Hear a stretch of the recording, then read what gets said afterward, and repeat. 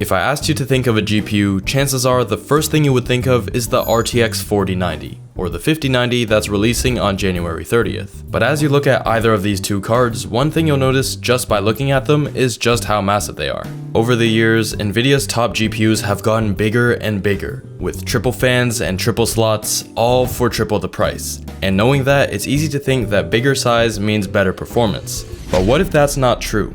What if you could get incredible gaming power in something so small it fits in your pocket? Well, that's exactly what this $1,300 GPU does. This is the NVIDIA RTX 4000 ADA SFF, and this 6-inch GPU packs some unbelievable performance. Not to say that 6 inches is small, of course, but apparently it's able to compete with cards that are quadruple its size. And unless you're deep into the PC building rabbit hole, you've probably never even heard of it. The RTX 4000 ADA SFF launched at $1,250. Just $50 more than the RTX 4080, which has 4 less gigabytes of VRAM and was released 4 months earlier. And I know what you're thinking. It's way too good to be true, and to be honest, I thought the same, until I saw what it could do. So for the past week, I've been pushing the RTX 4000 to its absolute limits by running it through the most demanding games of the past decade, to not only see just how powerful it truly is, but also to find out if it's really worth that $1,300 price tag. And trust me, the results are going to surprise you. But there's just one thing. While this GPU might be small, it comes with one not so small problem. It's a workstation GPU, and even on NVIDIA's official website, there is not a single mention of its gaming potential, as if they were trying to hide the fact that it's lacking in the gaming department. However, with 3rd gen RT cores, 4th gen Tensor cores, more CUDA cores than the RTX 4070, and for some reason, more transistors than the already powerful RTX 3090 Ti, it was guaranteed that the RTX 4000 was gonna deliver a smooth gaming experience. Now, as I replaced my old GPU to install the new one, you might be wondering why I even bought it in the first place, since my main PC is already quite the 1440p powerhouse, pulling well over 100 FPS in Cyberpunk, 200 FPS in Rise of the Tomb Raider, and 1000 FPS in Fortnite. Well, the truth is, I never even bought this card to begin with. So if I didn't buy a brand new RTX 4000 ADA for the ludicrous price that it goes for today, how else would I have gotten it? Well, if you've been keeping up with the channel, which is highly unlikely because nobody likes watching my dumbass videos, you might remember the time where I fit this exact graphics card into a $32 PC. But in that video, I kind of brushed past how I got my hands on the GPU to focus on the history behind that slow-ass PC instead, because obviously, older hardware is gonna have a more comprehensive story compared to a brand new GPU. But today, I think it's finally time I come clean about the way I obtained this incredibly expensive GPU. I borrowed it legally from my dad's workplace because he works in IT support. It really is just that simple. Now that I have the GPU in my PC, we are reminded of the biggest problem with the RTX 4000, and that's the fact that it is not a gaming card, meaning that we won't be able to download NVIDIA's game-ready drivers, something that we would normally be able to do with a regular gaming GPU like the RTX 4070. And as you could probably guess, that is not a good thing. The key difference between game-ready and studio is that NVIDIA drops new game-ready drivers very frequently, so whenever a big game releases, NVIDIA immediately has a driver for it for better gaming performance. But that isn't the case with studio drivers, as the goal with those is to be stable and usable for a long time. So you'll generally get worse numbers in newer titles. Luckily for me, I've already gamed on workstation GPUs before, and at the time, it didn't seem like I was running into too many issues, except for being completely incapable of downloading NVIDIA's game-ready drivers. But this time, all that was gonna change because there's a very important detail that I missed the last time I tried gaming on a workstation graphics card, and that's the fact that these two types of drivers are exactly the same. Apparently, studio drivers are just the game-ready drivers, except tested more for stability. At least according to a YouTube comment, which isn't the best source of information, but I did find that both the newest studio and game-ready drivers had the exact same release highlights. Now this completely shocked me at first, but after remembering that these tech companies love to mislead us with confusing naming schemes, it all made sense. What kind of name is AMD Ryzen AI9HX370? Anyways, after installing the latest studio drivers to both have support for the newest games and that increased stability, it's time to see what this GPU is truly capable of. But I'ma keep it a buck with you. It's 2025 and you've probably seen enough videos of people making uninteresting comments over some numbers on the screen. Sure, the numbers matter, but they're just one fraction of the gaming experience. So instead of staring at benchmarks, I'm diving straight into the action.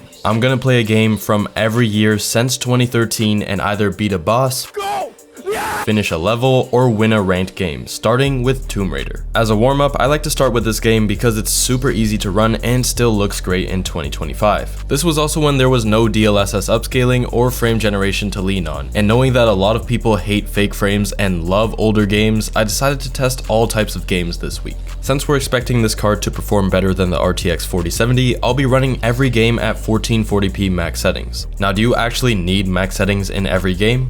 Absolutely not. And honestly, without a side-by-side comparison, it's hard to even tell the difference. The only difference that I can see between high and ultra is the huge FPS drop. But when you're working with a $1,300 GPU, anything less than max settings would be a waste. So let's see if this card can live up to the expectations or if it's about to crumble under the pressure. Little did I know, this was going to be the most important level I've ever played. If the RTX 4000 can't handle a game from 2013, it'll have absolutely no chance in today's games. Unsurprisingly, the RTX 4000 isn't having a hard time running the game, but I was strangely having a hard time with this level, and it ended up taking me over 40 minutes to complete. But of course, it can't be an early 2010s video game without a shit ton of explosions.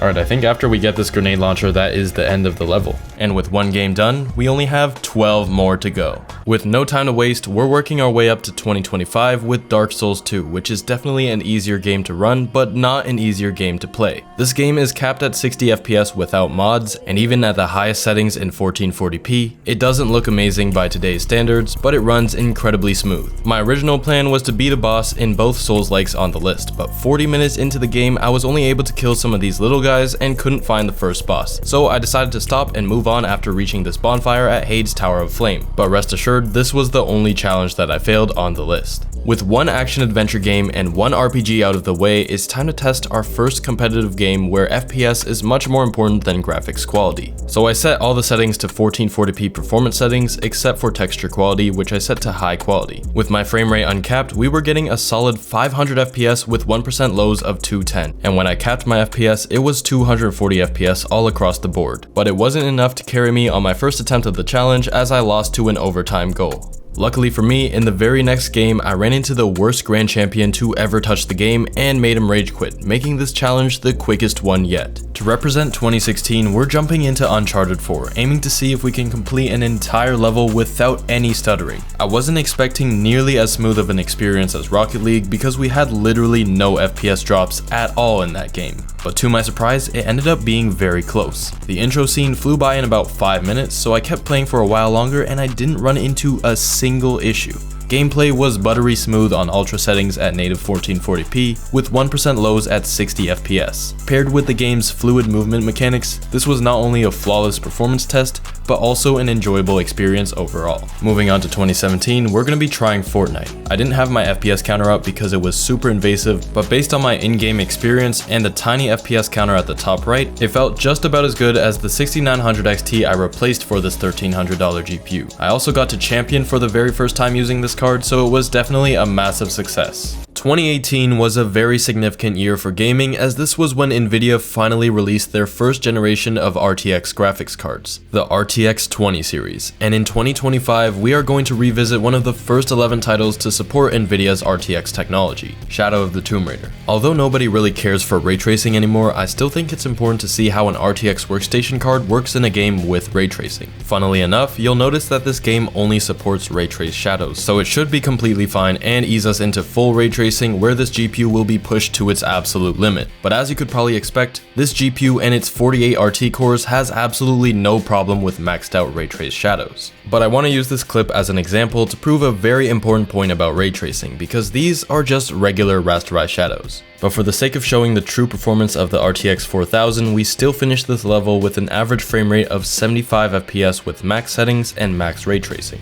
Now you would think that only 11 months after NVIDIA dropped their RTX line of cards that the ray tracing would still be fairly limited, but Control pretty much has all of the ray tracing features you could ask for, with 5 different RT related settings. Despite this game being over 5 years old, I've surprisingly never played the game before, but it looks and feels great at 1440p max settings. As long as you turn on DLSS quality, which keeps you above 60 FPS. Otherwise, native 1440p max settings is still a struggle for the 4000 ADA. In terms of the actual gaming experience, experience, this was quite the unsettling intro for a video game, but also super stunning to look at and makes me reconsider leaving ray tracing on in the future. And that is exactly what I did with Cyberpunk. But first, we had to ease ourselves in with a high preset, and without DLSS or frame generation, we were getting around 50 FPS in combat, which is fine, but with a little bit of upscaling, I was able to hold between 70 and 90 FPS no matter where I went. 1440p Ultra also struggled a little, but with DLSS quality, the ADA generation GPU was able to hold over 50 FPS pretty consistently. With frame generation on top of that, we were able to get up to 70 FPS, but some people who are better at spotting visual artifacts will be able to pick up on the worse than normal image quality. Now it's time for the juicy stuff, ray tracing.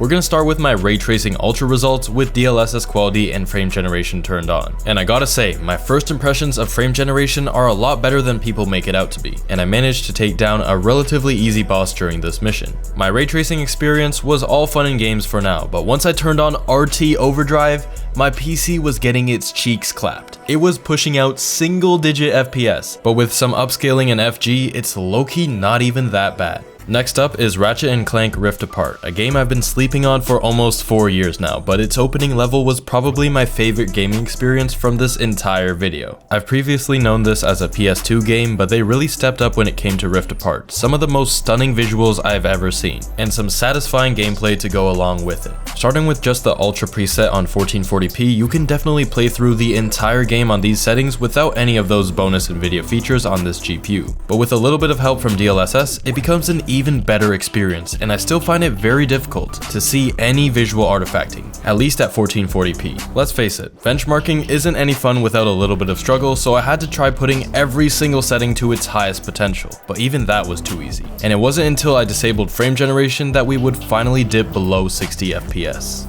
We've been kinda going crazy with the graphics recently, so we're gonna tone it down for just one game with Stray, arguably one of the best games of 2022. In fact, it's such a humble game that it doesn't even officially support ray tracing, so we can finally give the RTX 4000 ADA SFF a little break.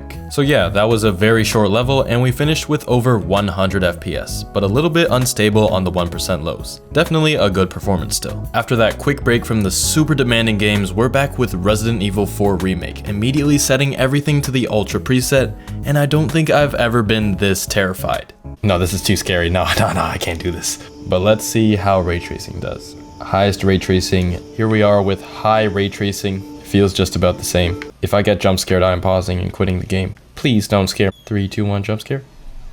Oh my gosh, my controller is vibrating. I can't handle this. Yeah, so I lied earlier in this video. I did end up failing 2 challenges, but to be fair, I was very scared. Please forgive me in the comments. I felt pretty bad after backing out of the RE4 remake, so in Black Myth Wukong, I told myself I will not quit until I defeat a boss. And yeah, let's just try and kill one singular boss. I know this is gonna take a long time. These guys are gonna be so annoying, I just know it. Oh my god, I just died to them. Things were already looking rough, and I haven't even started yet. Well, that sucked. I mean, I definitely felt like I was lagging. My FPS kept dropping the entire time, but clearly it wasn't the FPS's fault, because I kept dying anyways. Bro, I literally froze him and he still does damage to me. It wasn't until a few more failed attempts and a healthy dose of frustration that I finally decided to upgrade my armor. Ow. Get me away. I only need one good hit. Go. He's almost cooked. Although we killed that annoying ass frog, we did it with a frame time of 246.7 milliseconds. So it was both a success for me and a failure in terms of performance. And to finish out the benchmarks, we have Marvel Rivals, the fastest growing game of 2025, which has already made it to top 4 in monthly active users. Technically, this game was released in 2024, but there haven't been many graphical advancements in gaming as of now because it's still the first month of 2025. And also, I don't own any 2025 games, so you're just gonna have to deal with it. Since I literally do not play this game at all, it doesn't let me get into ranked, so I'm just gonna hop into quick play, which should be pretty easy, especially while playing one of the easiest characters in the game. At high settings with DLSS quality, it performs pretty much exactly like the 4070 with the same settings. We finished the game with an average frame rate of 68 FPS as well as a 1% low of 47, but if you wanted to play this game at a higher level, you could definitely drop the settings and resolution to get a more competitive frame rate. After playing all of those games on this GPU, do I think it's worth the $1,300? For most people, absolutely not, but if you need the most efficient, fastest, and most powerful SFF GPU in the world, then go for it. Because otherwise, the RTX 4060 LP will be just fine. But if you want to see me optimize a 24-year-old PC until it can play anything, watch this video next.